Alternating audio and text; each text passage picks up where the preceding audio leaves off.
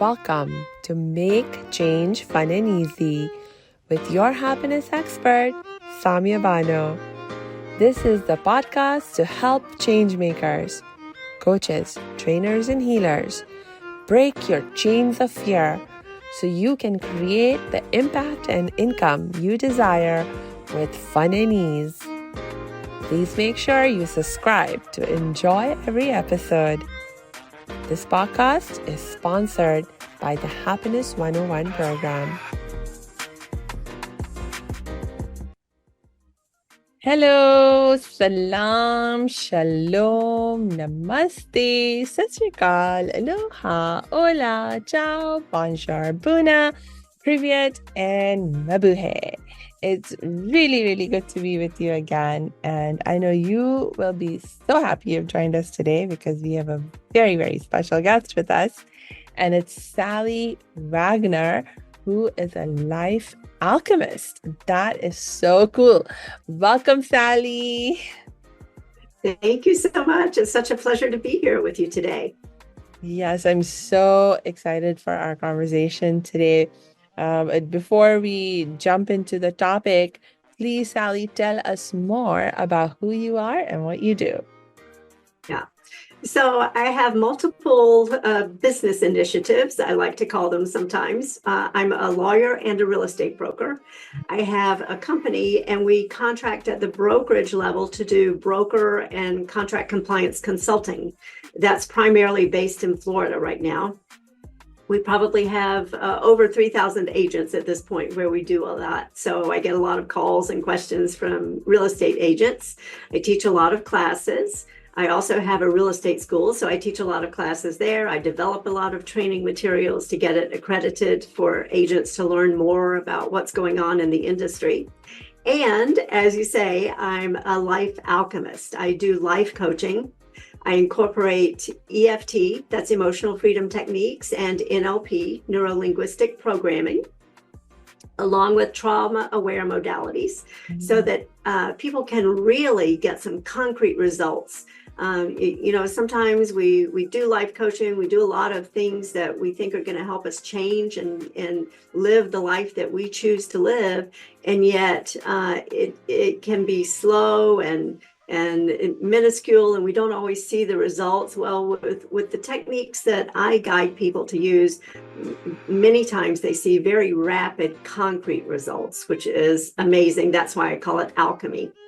Yes, rapid, amazing results, and also more fun and easy. Yeah, absolutely. There you go. Oh, that's awesome. That's awesome. And I know one of the things that you talk a lot about that I would love to dig deeper into with you is this idea of shadow. Yes. Can you tell me more about what is shadow? Yeah. So shadow is, and sometimes there's a misconception about it, that we think it's all of those dark, negative things that we have. And it is that, it can be that, like those, the anger, the fear, the resentment, the shame, the guilt, all of those low frequency things that we carry with us. And it can also be those wonderful things like creativity and intuition and all those things that we repress and suppress because we're told it's not good to be like that, right?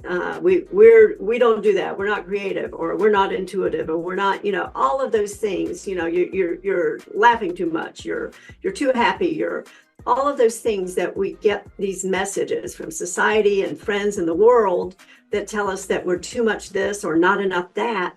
And so we begin to suppress all those things that are part of us.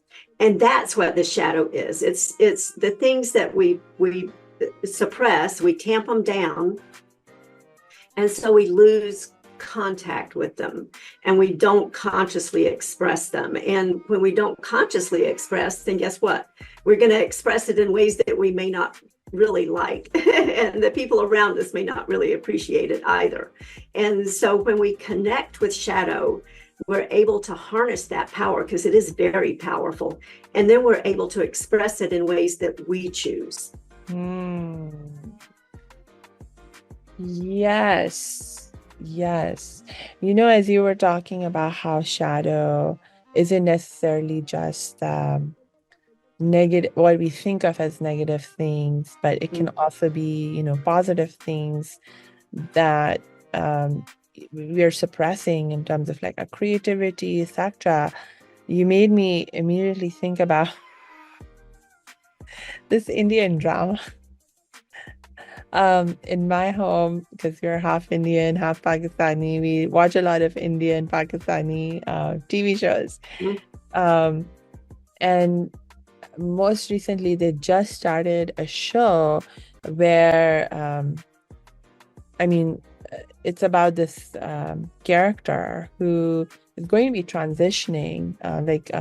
Currently, his expression is male and so forth, but it's very clear where the storyline is heading, where he does not feel aligned with that gender identity, and they're obviously moving the storyline towards where he's going to transition to a more feminine gender identity and expression. And one of the ways that, he finds himself becoming aware of the conflict with his gender identity is that he loves to dance. And of course, men can dance too, but there's particular ways in which he loves to dance, where when someone sees him dancing in that way, he's taunted and he's put to shame, because it's like, oh my God, you are dancing like a girl, like a woman, and that's so shameful. Right. And so right now he's actually going through a phase where he's trying to suppress that in himself because of all the criticism and shame that he's being subjected to. And you can see how that's like really negatively impacting him too. It's just suppressing a part of yourself. It's not, it's really hard, and it has so many detrimental effects on our health and our well-being, and it's like, just hate it. Hey, thanks for tuning into this episode. Hope you're getting value out of it. For your information, this episode has been sponsored by the Happiness 101 program. Are you a change maker, coach, trainer, or healer? Are chains of fear holding you back from making the impact and income you desire?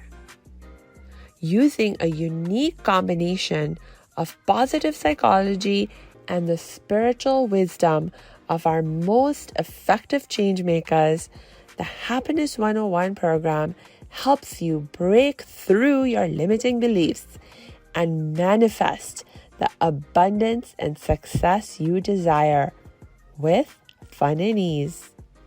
Interested? Book a free Happiness 101 exploration call with me, your happiness expert, Samia Bano. Just use my online calendar link in the show notes. Now back to the show. Yeah, you're right. It affects every aspect of our lives, and you hit on it, health and well-being. We carry all this in our bodies. And when we have those suppressive frequencies in our bodies, it lowers the energy frequencies. And then guess what? Accumulates toxins. So we get all of this illness and aches and pains and everything because of the accumulated toxins.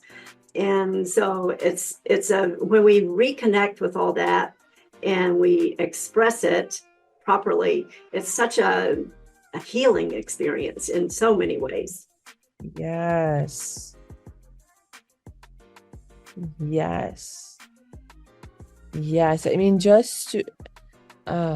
was recently having this conversation about authenticity and how we have this deep need to be authentic as people, and a lot of times that is not recognized, that is not valued enough. Mm-hmm. Yeah, and it goes back to many things. And what I was saying earlier, we get all these messages from the world and friends and society and family. And for the most part, they're probably all well-meaning, right? They want us to have a good life, and they tell us how we should be and how we should not be.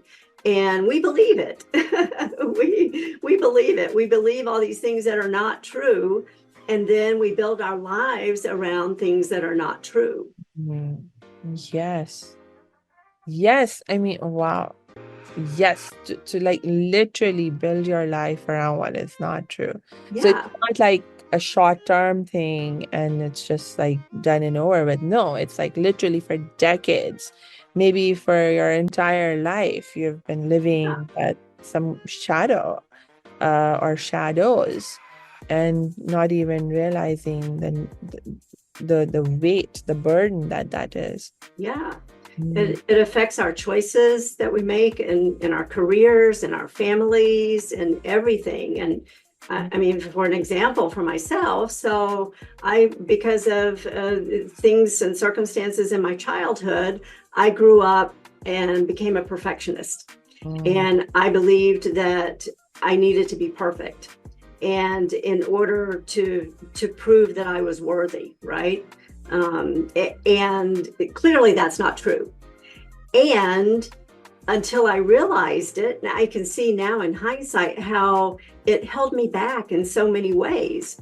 Because if I believed incorrectly that I had to be perfect, and I know I'm not going to be perfect at something, then I'm just not going to do it. And so it shaped choices that I made in my career. It shaped choices that I made in all kinds of things because of that false belief that I have to be perfect. Yeah. Can you tell me a little bit more about how you came to realize that you don't have to be perfect and you're still worthy even though you're not perfect? Yeah. Well, it was just all part of that process of change and growth and personal development that, and sometimes we get these blinding flashes of the obvious, right? It's like, well, of course I don't have to be perfect. But it was that process of telling myself enough times, I am worthy, because I had this sense of shame and being unworthy. And so just to cleanse myself of that, and when I did that, and I was able to make the connections between that sense of shame and unworthiness and this perfection, and then it was like, oh my gosh, that's why I have thought all this time that I had to be perfect. And it was a process. It was a process of learning and growing and introspection and doing EFT and NLP for myself, and just shedding all of those false beliefs that I had taken on, that people had told me and that I had told myself. And I love to remind people, it's not what you don't know that holds you back. It's what you do know that's not true that holds you back. And that's certainly true for me. It was something that I believed that was not true that was holding me back. Yes. Yes, I can relate to that. I have had my own struggles with wanting and needing to be perfect because of not feeling worthy. I mean, like for me, I think one of the times when I realized why that was actually an unfair expectation to put on myself was when someone pointed out to me that, I don't hold anyone else to the standard of perfection that I was holding myself to. And I remember this, one of my friends, and actually she was talking about herself, but now I use that thought to remind myself about me. And she was we were actually talking in the context of marriage proposals and this and that. And, unfortunately, there's this culture in our Indian Pakistani community where when you are of marriageable age and, like in our culture, there's still a lot of family involvement in terms of finding a good match for you, and not just family, but oftentimes it becomes like community business. Yeah, right. Get the young people married off. And in some ways that is very cool, very nice, to have all that support and whatever. But one of the not so nice things that can happen in that context is that you get subjected to so much scrutiny, so much like criticism and so on and so forth. And one of my friends who I love, she was actually one of the first American Muslim friends that I made after moving to America.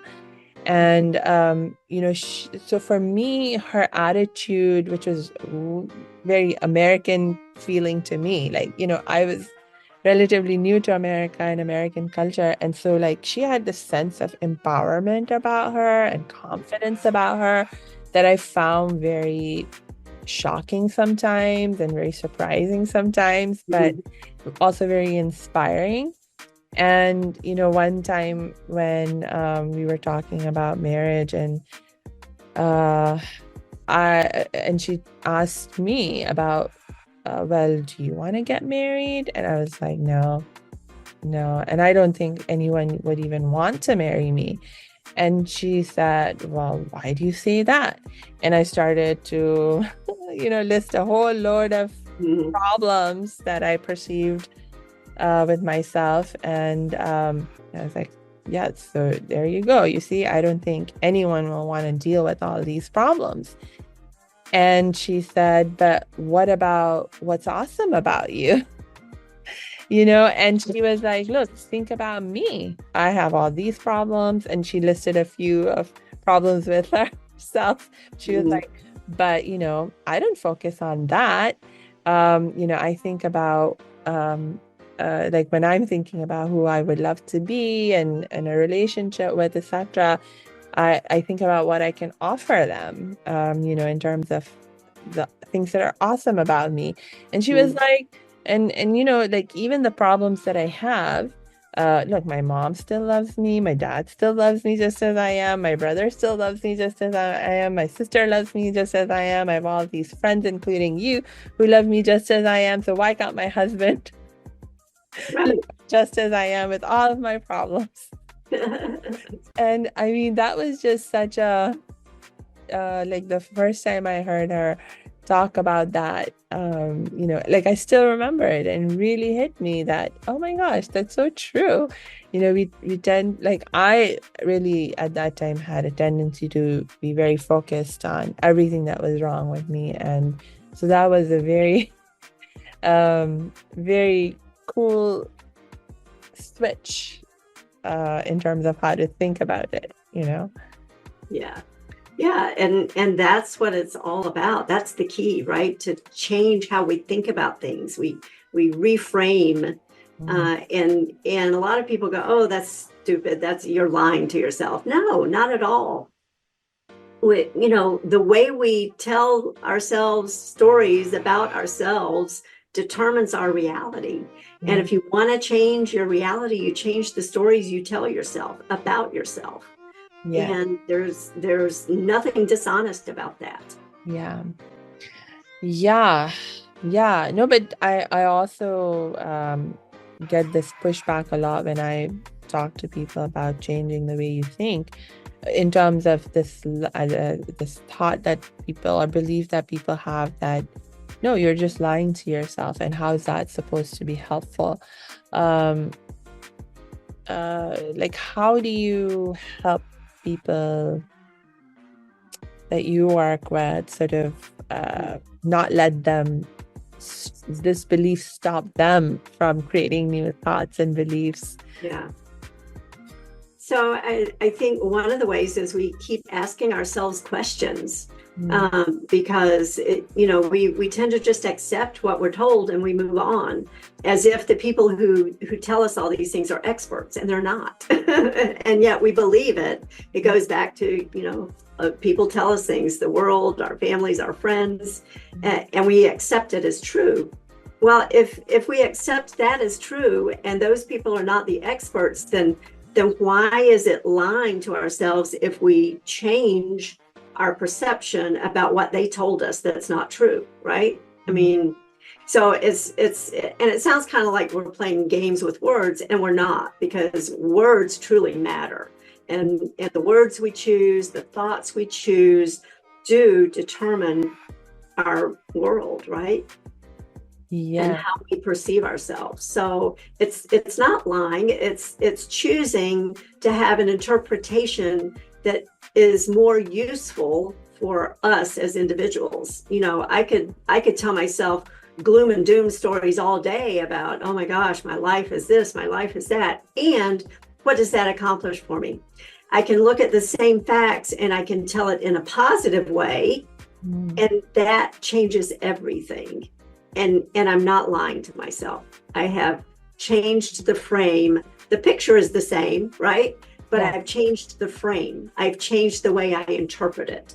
Yes. Yeah, I think that is such a important insight that you're bringing. And for us to really develop this as a skill to be able to challenge the status quo in terms of how people think, what we're told, what we just accept as true, to ask more questions, like you said, about well, why do you believe that's true? Why do I believe this is true? What evidence for that? Yes. And is there other perspectives that are possible on the situation that are also factual and grounded in truth, etc.? And which perspective am I going to choose? I get to choose to, Right. I mean, it really is all in how we tell the story of our own lives. And guess what? We are the author of our story. And so we can choose how we tell it. So right now I'm having work done at our house, and if I let myself, I can be very frustrated because it's going slowly. It's not as fast as I wanted. It's not the quality that I wanted, all these frustrations. And I can also change the frame and go, how fortunate am I that I have a house, I can have work done, and it will be beneficial for my family when I get this work done. And so if I focus on the goal, then I can get through the frustrations of oh my gosh, they didn't come on time. They're, this and that and all of that stuff. I'm not lying to myself, right? Yeah. I'm just putting my focus on something different. Yes. I mean, and maybe, and then, and I imagine, I think of it sort of also as building a muscle. So sort of like when you first begin to ask these questions and begin the process of creating this kind of shift in your thinking at a conscious level, maybe you have to start small in terms of shifting to a thought that is different, that is still true and believable to you. And then as you develop this muscle of, being able to choose different perspectives, discover different perspectives, you can sort of more quickly, more easily come to recognize ideas and beliefs that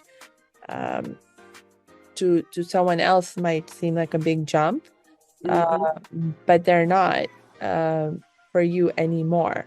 Like for me, as a happiness expert, I have certainly seen my capacity in this way grow. I mean, my sister used to comment, not so much anymore, but she used to comment on compared to like herself, for example, how much more quickly over the ever since I've started my happiness work on myself, and then of course now working with other people, but working on myself, how much more quickly I seem to be able to recover from various challenges. And she would be like, sometimes she thought, she was like, are you sure you're not suppressing and just denying the frustration and the anger that you're feeling? And every so often I'd be like, let me check in with myself and make sure I'm not doing that. And and it's like, no, actually I just managed to process through whatever, the frustration or whatever it was, pretty quickly and effectively and efficiently. It's truly not bothering me anymore. Yeah. And it's because what you said, it is like a muscle. And the more you use it, the more you exercise it, the more proficient you are, and the more quickly you're able to do it. So it just becomes automatic. Yes. It can seem magical to other people, or seem like, not realistic to other people, but really it's just that it's a matter of practice, and you grow into that capacity. Yeah, absolutely. Absolutely. And that doesn't mean that, we're bliss ninnies or something. It's, there are times when, life throws us a real challenge, and, it takes us a moment. And yet, because of that exercise that we do, we're able to rebound and reframe more quickly so that we don't get dragged down into that, oh, woe was me, look what happened. And, we can become positive and move forward again. Yes. I mean, sometimes it's amazing how cool it is to realize that it's a choice that we make, whether we get dragged down or not, because sometimes I'm like, that's part of the fun of life, to feel like you're in some drama. Yes. And to let yourself be in that drama for some time, and to know that, when I choose to step away from it and out of it, I can. So that is my favorite part of being, because without some drama in our life can get pretty boring.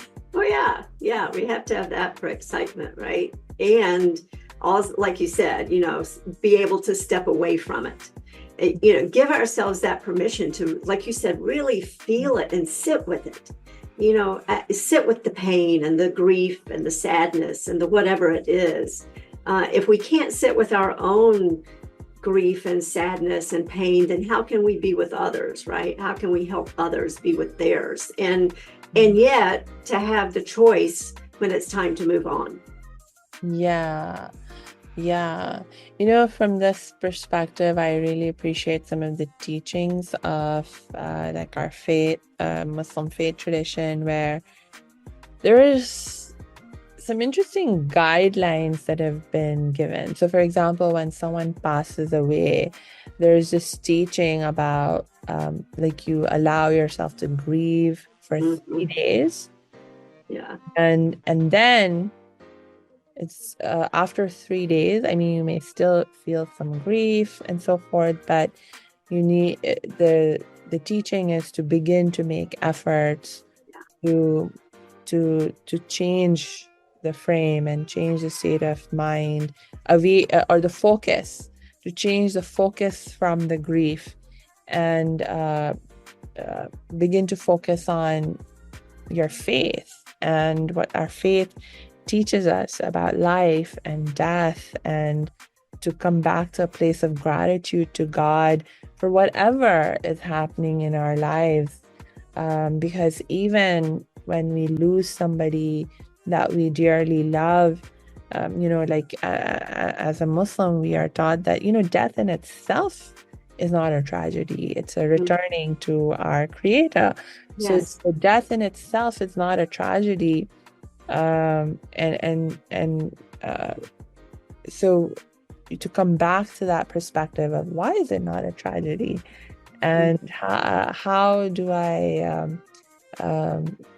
get back to a place of feeling gratitude for the life I have now as it is, And I love that. That's such a beautiful reframe. And I do some, grief counseling and loss and stuff with people, coaching. And what we talk about is when we lose somebody who's been such a pivotal part of our lives, a big part of the grief is the life that we have lost for ourselves. I mean, we grieve that we've lost this person, and yet the biggest grief is that our lives are changed, right? We've lost our sense of who we are. Yeah. Because I've, like, for a parent, I've always known my parent, and now suddenly I don't have my parent. Who am I without my parent? And so we lose our identity. And that's a lot of the loss. And then to come to terms with that and to reframe and to understand that perhaps one of the greatest ways to honor that person that we've lost is to look at the good qualities they had and then put those in our own lives so that we're expressing them in our own lives. Yeah. You just made me think about one of my uncles. After my grandmother passed away, he said, I feel like my protective shell is gone. Like, if I was a turtle, somebody took away my shell.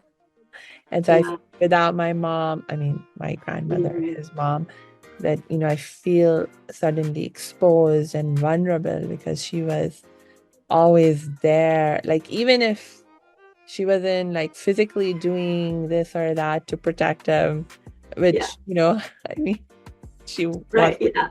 But, there was this sense of, security and safety that she provided at a mental, emotional, spiritual level. And so he recognized that loss in his life, Yes. Yeah. Yeah. And that's what it is, right? We're grieving for ourselves, really. The person who has passed, they're not affected by the world anymore, right? They've gone on. As you say, we return to our creator, and we're the ones who are left. We're the ones who are feeling the loss, and it's the loss, I believe, of our own identity. And the grieving process is to help us rediscover who we are. Yes. And there's such a gift in that too. Yeah. So when we talk about shadow and why it's important for us to become aware of it, it's because there's actually a gift in that too. Absolutely. It is a great gift. Yeah. And that's part of the reframe, to be able to claim the gift as your own and discover what it is. Because again, we write our own story. We determine what the gift is. Yes. Yes. Yeah. Like when I think about some of the shadows that I've experienced in my life and that I've taken the time and opportunity to become aware of and make friends with, as it were, and transform eventually. I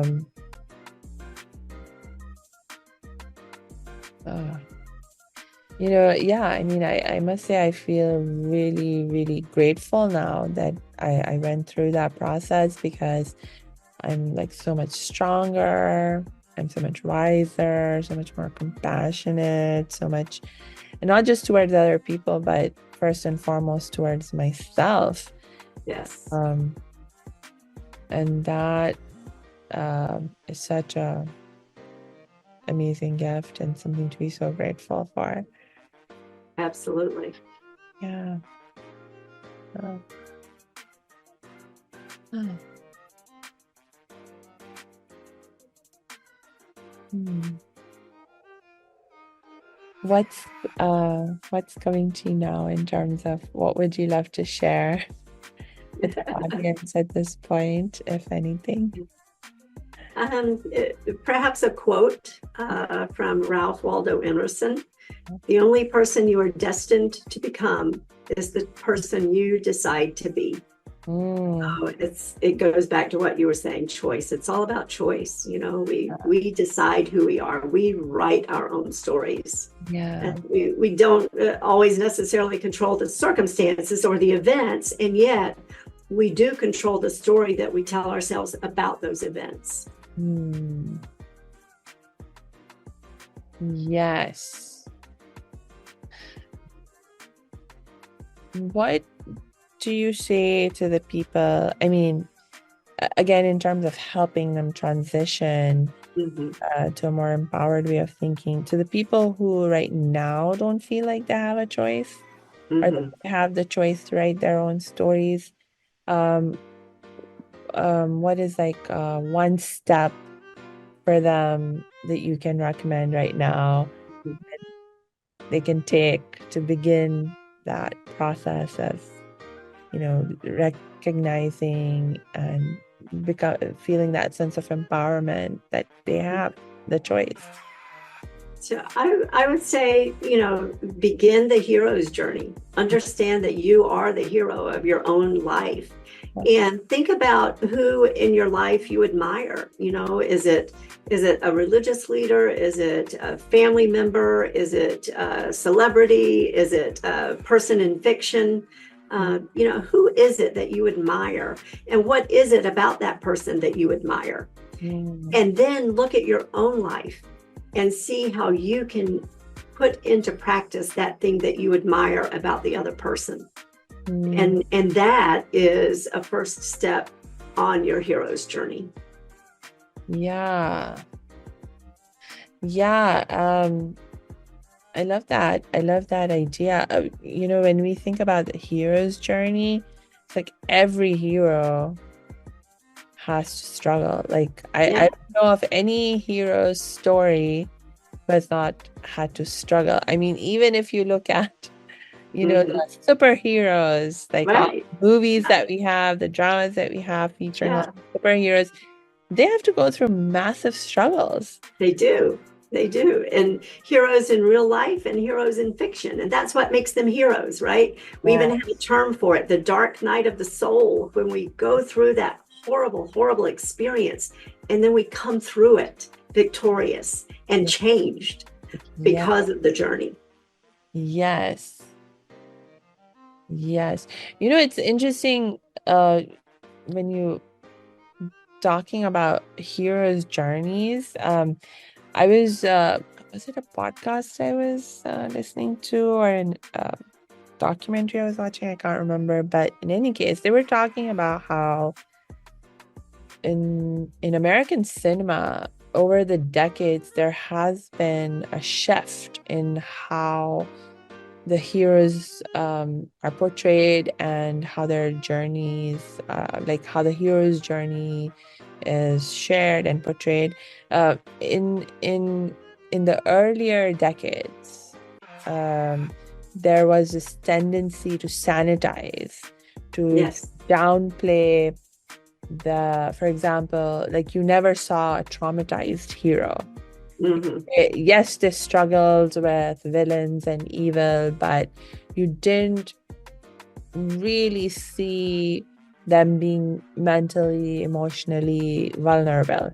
Right. But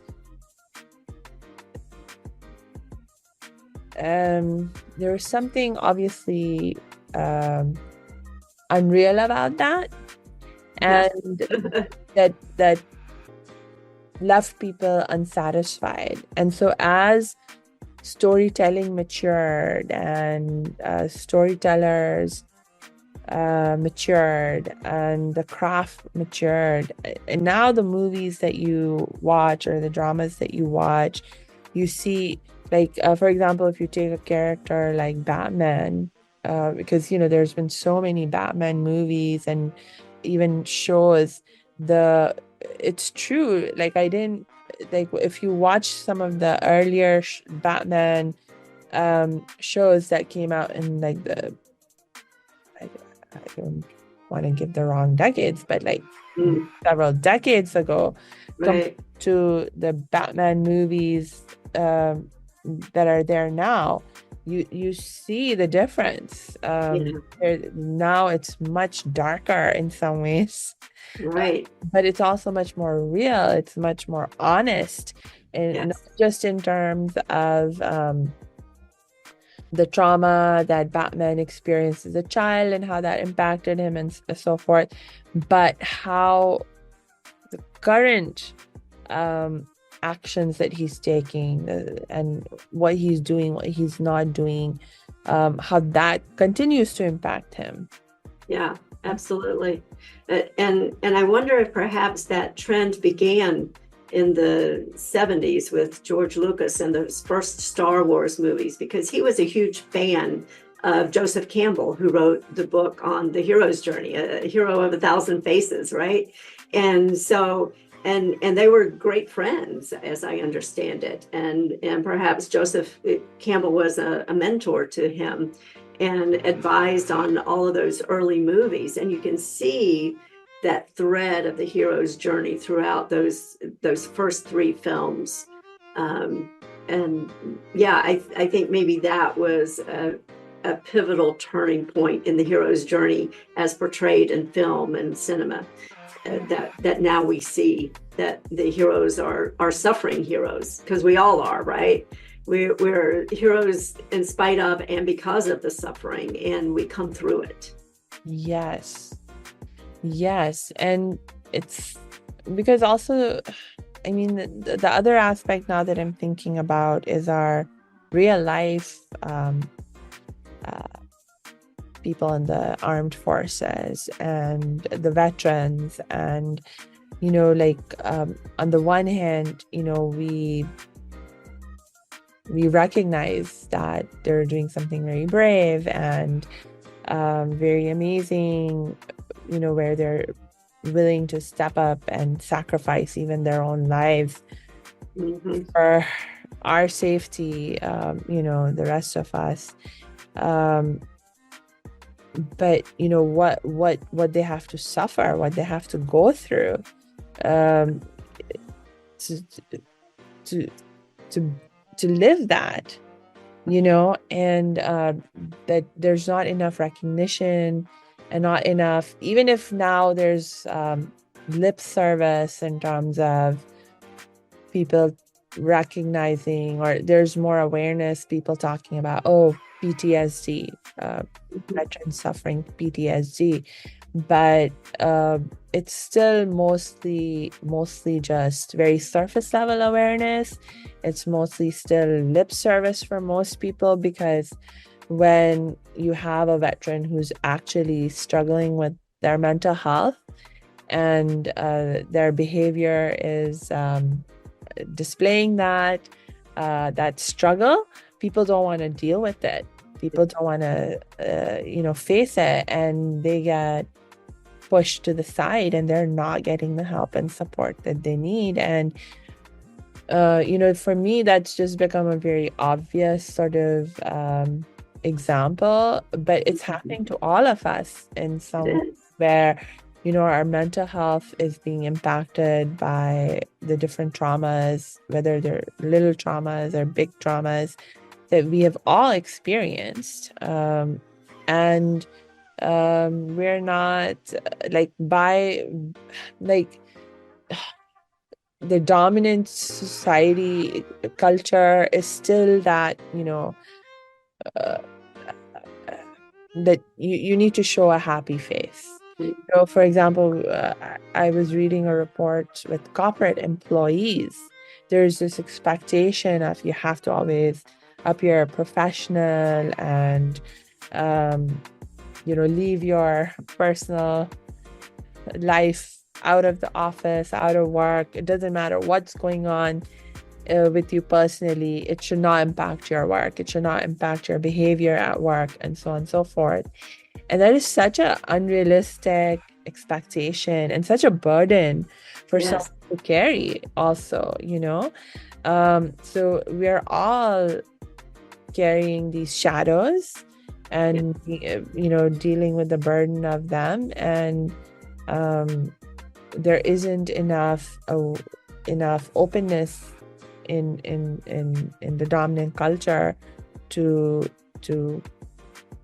being like, oh yeah, to just openly talk about our shadows and how can we help each other deal with our shadows, you know. Exactly. And I think it's because we're uncomfortable. You know, it's I was saying earlier, how can we be with somebody else if we're not comfortable with our own grief and pain and sorrow and all those things? You know, we can't truly reach out to somebody else if we haven't sat with ourselves first.